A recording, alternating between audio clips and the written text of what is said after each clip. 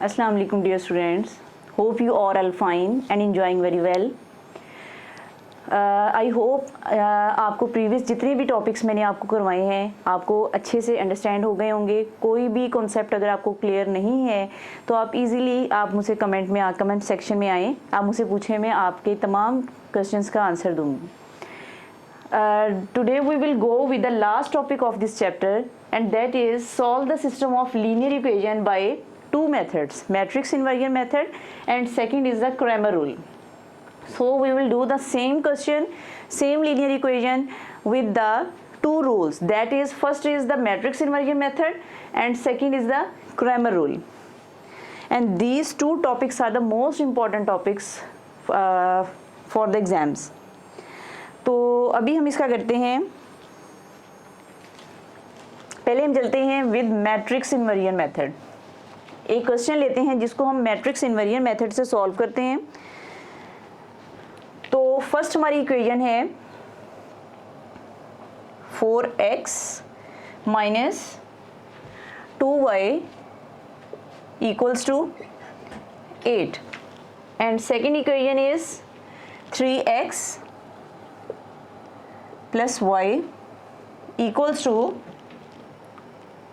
minus 4. Okay. Now we will apply the matrix invariant method. अब इन दोनों linear equations को हमने मैट्रिक्स इन्वेरिएंट मेथड से सॉल्व करना है. तो मैट्रिक्स इन्वेरिएंट मेथड से इसको सबसे पहले जो इसके ये कोएफिशिएंट्स हैं ये वाले, ठीक है, जहाँ कुछ नहीं लिखा होता वहाँ 1 होता है हमेशा. सबसे पहले इसको हम इससे कर लेती हूँ डिफरेंट से ताकि आपको क्लियर हो जाए. 4 minus 2 3 and 1. First of all we will write the just coefficients और coefficients with the in the matrix form and in second matrix we will write x and y. ठीक है, x and y are the variables, ठीक है, we are using in these equations. ये x और y है तो हम यहाँ पे x और y लिखेंगे. इक्वल्स टू, इक्वल के दूसरी तरफ जो वैल्यूज़ हैं 8 एंड -4. तो मैट्रिक्स इन्वेरिएंट मेथड में हम क्या करते हैं, लेट कर लेते हैं कि ये वैल्यू जो है ये वाली ये है इक्वल टू a, ये है x के इक्वल है और ये वाली वैल्यू जो है वो b के इक्वल है. तो हमने एक्चुअल में फाइंड क्या करनी होती है, हमने x की वैल्यू फाइंड करनी होती है. तो x इक्वल टू, अब देखें a इससे पहले है ना x से, तो आपका a, ये a जब यहाँ आएगा तो आगे a इन्वर्स हो जाएगा. a x के साथ मल्टीप्लाई हो रहे हैं, जब ये इक्वल की दूसरी तरफ जाएगा तो वहाँ जाके a इन्वर्स हो जाएगा और b एज इट इज़ आ जाएगा. अभी जो प्रीवियस लेक्चर था हमारा उसमें आपको मैंने ए इन्वर्स बताया था किस तरह से फाइंड आउट करते हैं बहुत ज़्यादा डिटेल के साथ, ठीक है. तो यहाँ भी हम पहले फाइंड करते हैं ए इन्वर्स, उसके बाद जो ए इन्वर्स की वैल्यू आएगी उसको हम बी के साथ मल्टीप्लाई कर देंगे. तो पहले ए इन्वर्स फाइंड करते हैं. A inverse equals to 1 over A determinant और determinant of A and multiply by adjoint of A.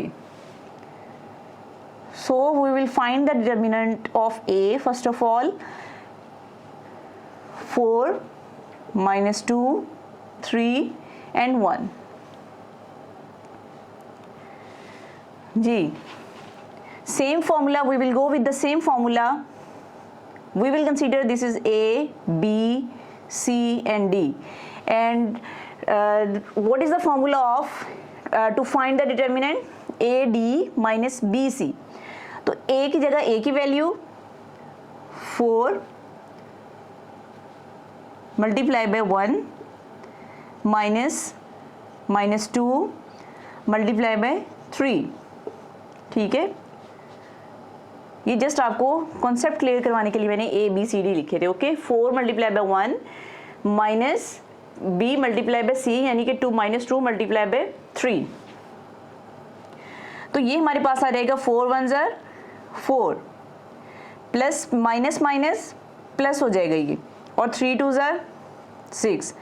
4 plus 6 equals to 10.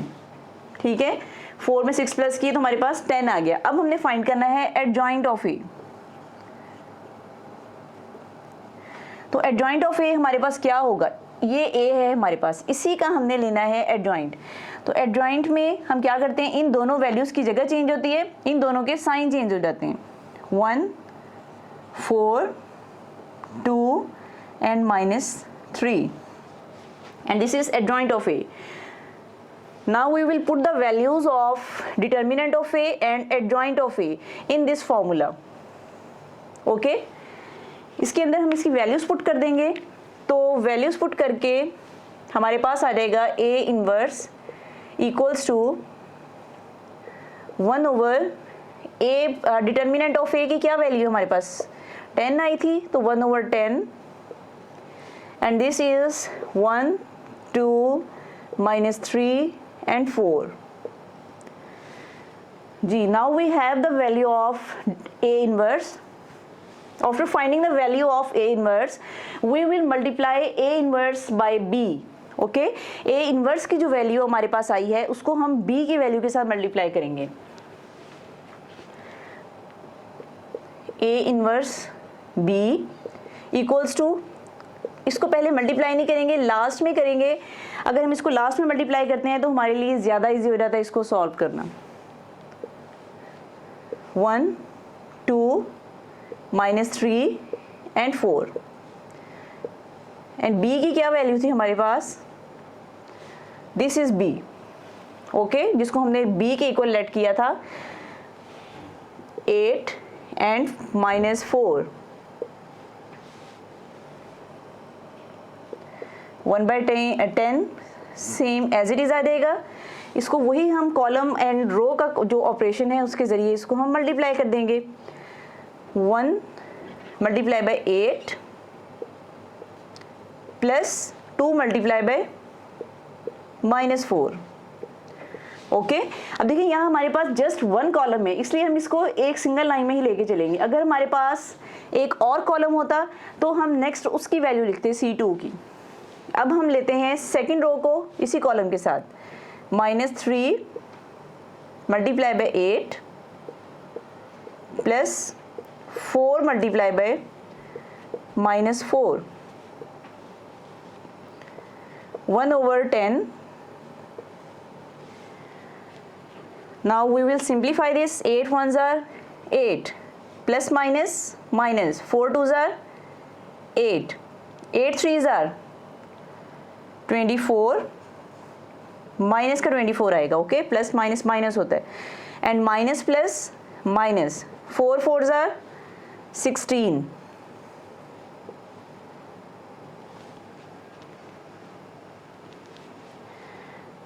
1 over 10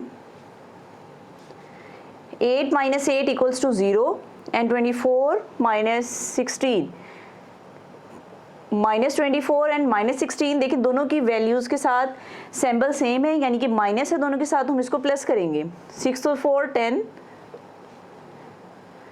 2 and 1 3 and 1 4, तो हमारे पास क्या है इसका -40 आ जाएगा। ठीक है, सेम साइन होंगे तो ऐड करेंगे और आंसर में जो साइन है वो बड़ी वैल्यू का आ जाएगा। उसके बाद अब 1/10 जो है, अब इस 10 को बोथ्स के साथ यानी कि ऊपर वाली और नीचे वाली दोनों वैल्यूज़ के साथ मल्टीप्लाई कर देंगे।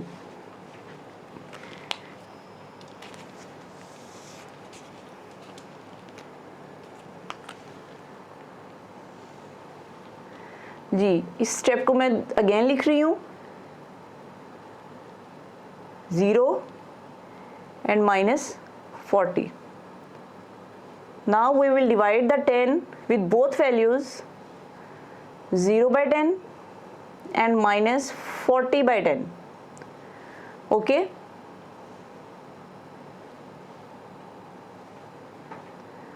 जी, ये हमारे पास हो जाएगी ऊपर वाली वैल्यू 0। 0 को किसी भी वैल्यू से डिवाइड करें तो आंसर हमेशा 0 आता है। और 10 1s are 10 10 4s are 40 and -4। अब जैसे कि देखिए हमें पता है कि A इनवर्स B जो था, ये A इनवर्स B हमने फाइंड किया है ना, तो A इनवर्स B किसके इक्वल था, X के इक्वल था। और X किसके इक्वल है, XY के। So we can write it as x and y equals to 0 and minus 4. So x equals to 0 and y equals to minus 4. This is our answer. Now we will do this question with the same question with the in other method, which is the Cramer rule. ठीक है, मैं इसी question के साथ में आपको दूसरा rule बताऊंगी ताकि आपको कॉन्सेप्ट आपको इजीली समझ आ जाए कि दोनों से हमारा सेम आंसर आएगा। मीन के x equals to 0 and y equals to हमारे पास आएगा -4। तो अब हम इसी क्वेश्चन को कर लेते हैं क्रैमर रूल के साथ।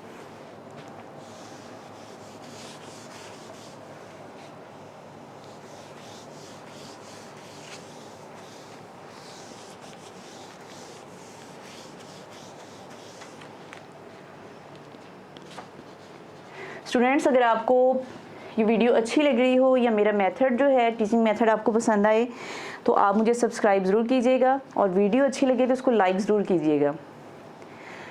ओके, नेक्स्ट हमारे पास जो है इसी का हमने अभी मैट्रिक्स इन्वर्जन मेथड से किया था, इसी को हमने करना है क्रैमर रूल के साथ। यहाँ हम लिख लेते हैं क्रैमर रूल।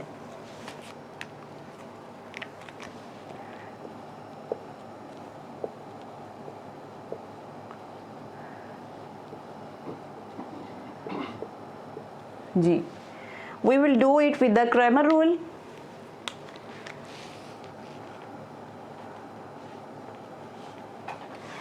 क्रैमर रूल में हम क्या करते हैं? क्रैमर रूल में देखिए हमारे पास तीन चीज़ें होती हैं।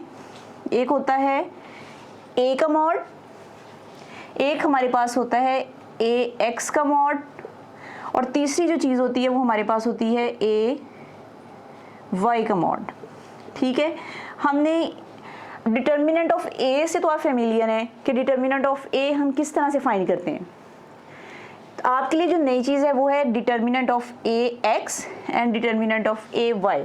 ठीक है, तो अब आपको मैं ये बताऊंगी कि ये आप किस तरह से फाइंड आउट कर सकते हैं।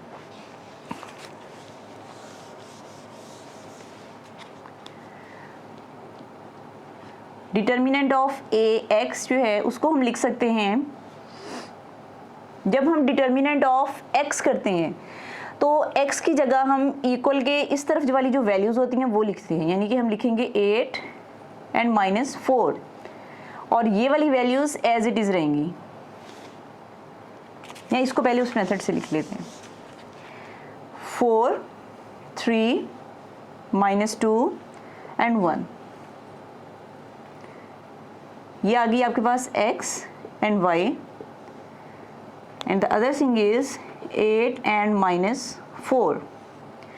जी, अब हमने फाइंड करना है पहले ax फाइंड करना है हमने। ठीक है, डिटर्मिनेंट ऑफ a में तो हम सेम इसी मैट्रिक्स का हम डिटर्मिनेंट ले लेते हैं, लेकिन ax में हमने क्या करना है? ax मॉड इक्वल्स टू, अब फर्स्ट वाली वैल्यूज़ जो होती हैं वो x की हैं। ये देखिए यहाँ पे आपने देखी होंगी कि ये फर्स्ट वाली वैल्यूज़ x की हैं, तो x की जगह हमने लिखनी है ये वाली वैल्यूज़ इक्वल के दूसरी जो वैल्यूज़ हैं 8 एंड -4 एंड सेकंड वैल्यूज़ जो हैं वो एज इट इज़ आ जाएंगी -2 एंड 1। तो इसका हम डिटर्मिनेंट फाइंड कर लेते हैं। 8 मल्टीप्लाई बाय 1 -2 मल्टीप्लाई बाय -4। 8 1 ज़ार 8, minus minus plus, plus minus minus, 4 2 ज़ार 8। सो ax इक्वल्स टू 0 आ गया हमारे पास। Same as it is we will go with the ay में हम क्या करते हैं? अगर हम ay का मॉड लेते हैं तो उसमें क्या होता है? सेम यही चीज़, ये वाली फर्स्ट वाली वैल्यूज़ एज इट इज़ रहती हैं, जो y की वैल्यूज़ होती हैं उसकी जगह हम ये वाली वैल्यूज़ पुट कर देते हैं।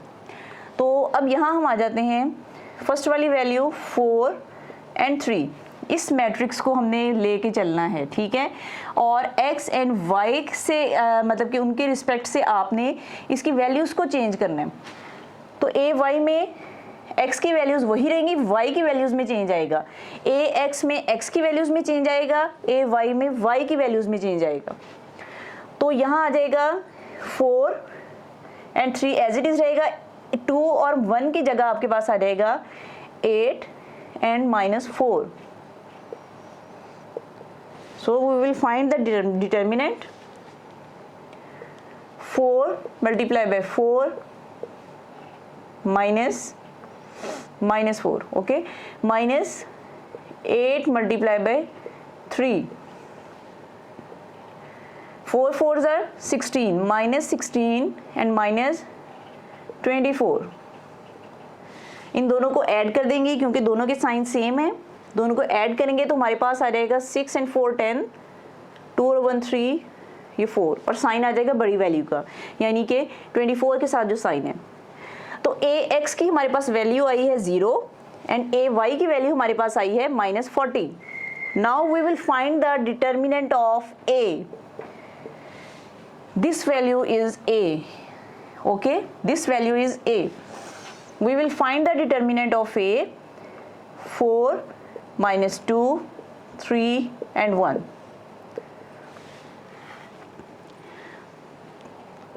सेम एज इट इज जैसे हमने पहले किया था, 4 multiply by 1 minus 2 multiply by 3.